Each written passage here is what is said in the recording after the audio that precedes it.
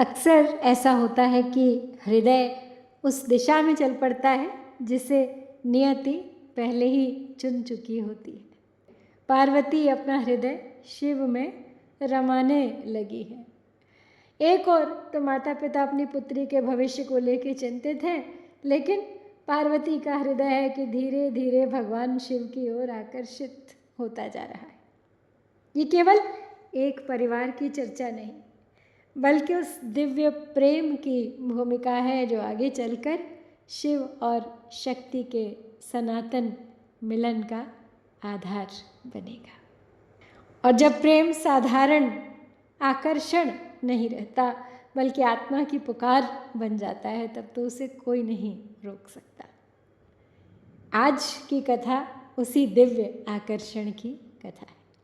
तो आज हम प्रवेश कर रहे हैं शिव महापुराण की द्वितीय रुद्र संहिता के तृतीय पार्वती खंड के 9वें अध्याय में, जहाँ नारद जी के वचनों के बाद हिमालय और मैना के मन में अनेक विचार उठते हैं अपनी पुत्री के भविष्य को लेकर। तो चलिए प्रारंभ करते हैं इस भावपूर्ण अध्याय को। नारद उवाच विधेता त्वया शैववर प्राज्ञाद्भुता कथा वर्णिता करुणां कृत्वा प्रीतिर्मे वर्धिताधिका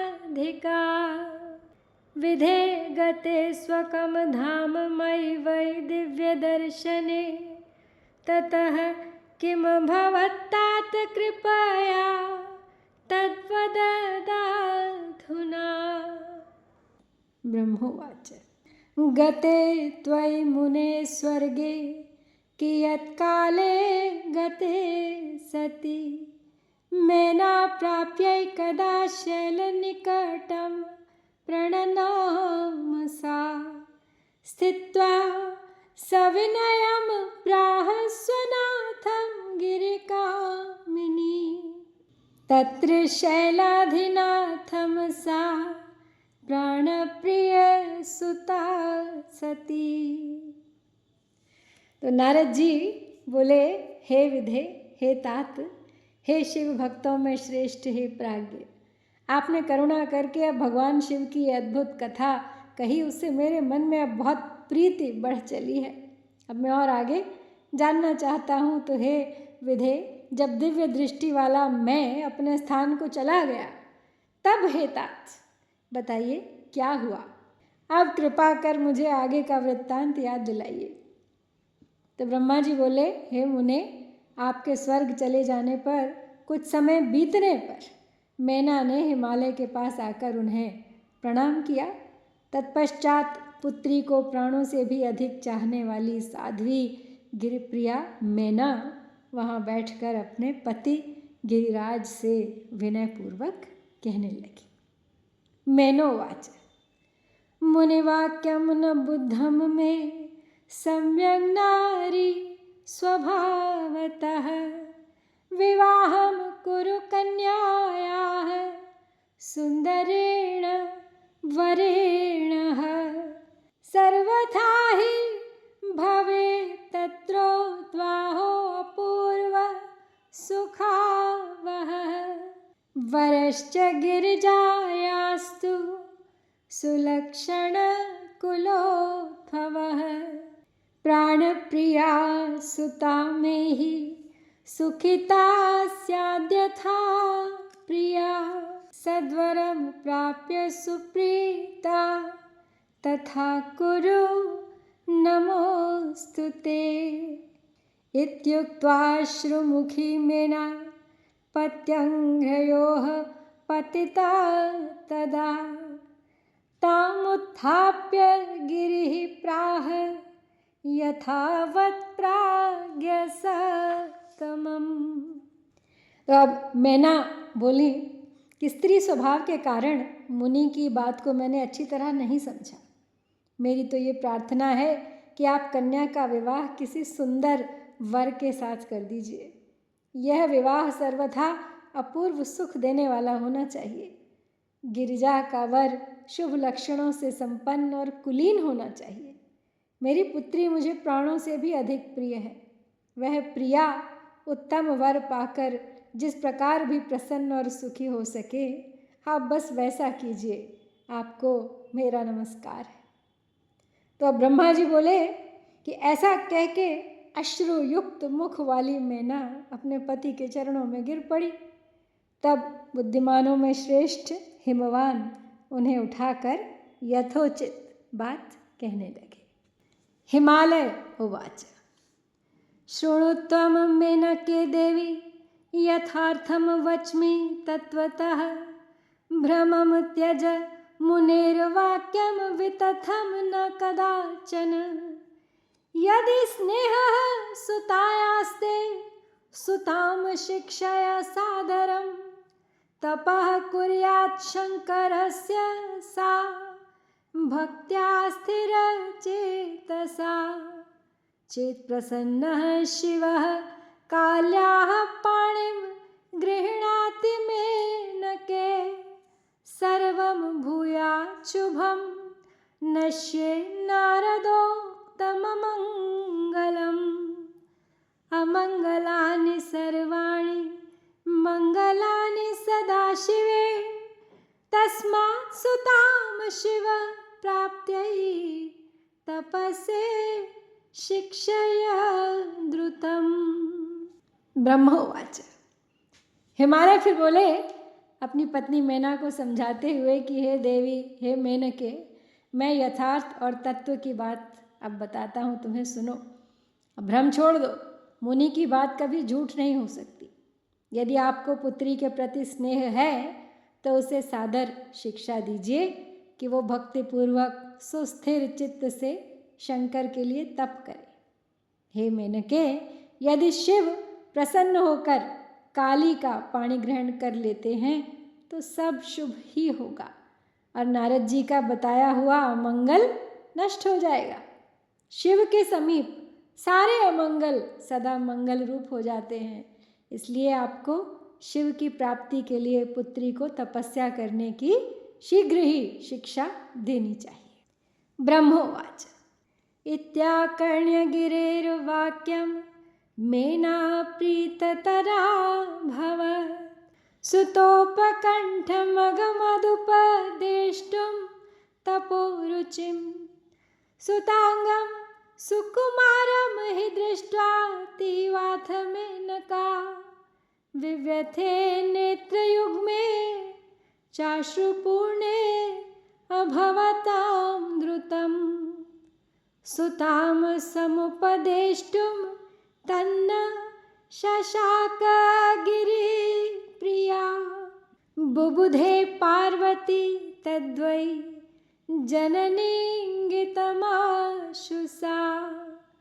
अथ सा कालिका देवी सर्वज्ञा परमेश्वरी उवाच जननीं सद्यः समाश्वास्य पुनः पुनः। तो ब्रह्मा जी अब बोले, हे नारद, हिमवान की ये बात सुनकर मैना प्रसन्न हो गई और वो तपस्या में रुचि का उपदेश देने के लिए पुत्री के पास गई। अब पुत्री के सुकुमार शरीर पर दृष्टिपात करके मैना को बड़ी व्यथा हुई और उनके दोनों नेत्रों में शीघ्र ही आंसू भर आए। तब गिरिप्रिया मैना पुत्री को उपदेश न दे सकी, किंतु माता की उस चेष्टा को वो पार्वती अपने आप ही शीघ्र ही समझ गई। तदनंतर वे सर्वज्ञ परमेश्वरी कालिका देवी माता को आश्वासन देकर कहने लगी। पार्वत्योवाच मातः शृणु महाप्राज्ञे अद्यतने अजमुहूर्तके रात्रौ दृष्टो मया स्वप्नस्तं वदामि कृपां कुरु। विप्रश्चैव तपस्वी मां सदा यः प्रीतिपूर्वकम् उपादिदेश सुतपः कर्तुमातः शिवस्य वै।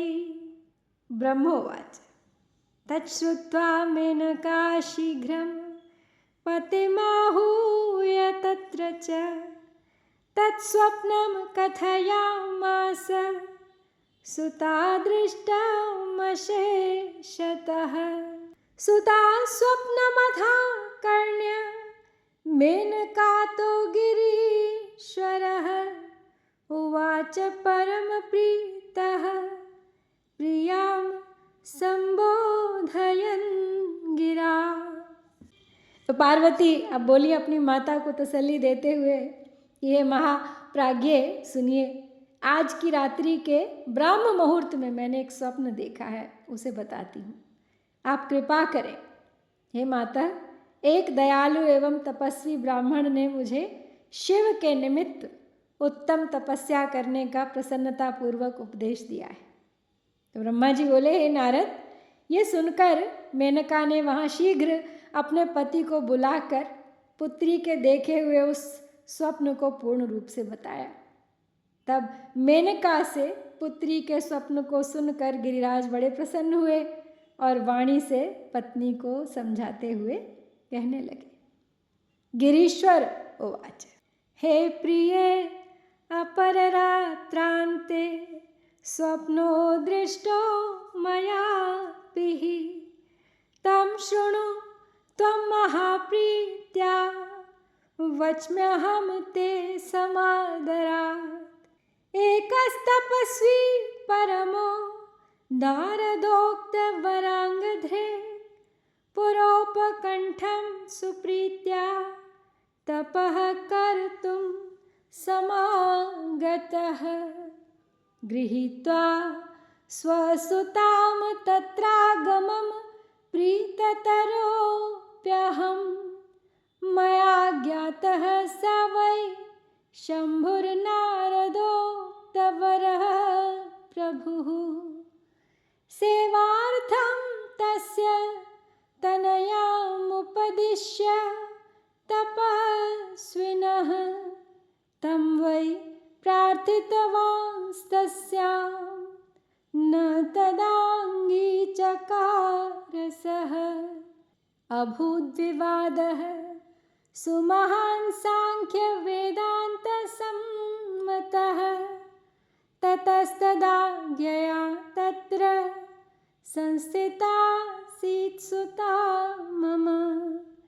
निधाय हृदि तं कामं शिशेवे भक्तितश्च सा इति दृष्टं मया स्वप्नं प्रोक्तवांस्ते वरानने। ततो मेने कियत्कालं परीक्ष्यं तत्फलं प्रिये योग्यमस्तीदमे वेह बुध्यस्व त्वं मम ध्रुवम्। तो गिरिराज अब बोले मैना से कि हे प्रिय, मैंने भी रात के अंतिम प्रहर में एक स्वप्न देखा है, मैं आदरपूर्वक उसे बताता हूँ, आप सुनिए। तो नारद जी के द्वारा बताए गए वर के अंगों यानी वर के लक्षणों को धारण करने वाले एक परम तपस्वी बड़ी प्रसन्नता के साथ तपस्या करने के लिए मेरे नगर के निकट आए हैं। तब मैं भी अति प्रसन्न होकर अपनी पुत्री को साथ लेकर वहाँ गया। उस समय मुझे ज्ञात हुआ कि नारद जी के द्वारा बताए हुए वर भगवान शंभु यही हैं। मैंने उन तपस्वी की सेवा के लिए अपनी पुत्री को उपदेश देकर उनसे भी प्रार्थना की कि वे इसकी सेवा स्वीकार करें, परंतु उस समय उन्होंने उसे स्वीकार नहीं किया। इतने में वहाँ सांख्य और वेदांत के अनुसार बहुत बड़ा विवाद छिड़ गया। तदनंतर उनकी आज्ञा से मेरी पुत्री वहीं रह गई और अपने हृदय में उन्हीं की कामना रखकर भक्तिपूर्वक उनकी सेवा करने लगी। हे सुमुखी, मैंने यही स्वप्न देखा था जिसे तुम्हें बता दिया। अतः हे प्रिय, कुछ समय तक इस स्वप्न के फल की परीक्षा करनी चाहिए। इस समय यही उचित जान पड़ता है। अब आप इसी को मेरा निश्चित मत समझिए। ब्रह्मोवाच इत्युक्त्वा गिरिराजश्च मेनका वै मुनीश्वर संतस्थतुः परीक्षन्तौ तत्फलं शुद्धचेतसौ इत्थं व्यतीते अल्पदिने परमेशः सतां गतिः सती विरह सुव्यग्रो भ्रमन् सर्वत्र सूतिकृत् तत्रा जगाम सुप्रीत्या क्रियत् गणयुतः प्रभुः तपः कर्तुं सती प्रेम विरहाकुल मानसः तपश्चकार स्वं तत्र पार्वती सेवने रता सखीभ्यां सहिता नित्यं प्रसन्नार्थमभूत् तदा विद्धोऽपि मार्गणैः शम्भुर्विकृतिं नापसा प्रभुः प्रेषितेन सुरैः स्वात्ममोहनार्थं स्मरेण वै दग्धा स्मरं च तत्रैव स्ववह्नि नयनेन सह स्मृत्वा मम वचः क्रुद्धो मह्यमन्तर्दधे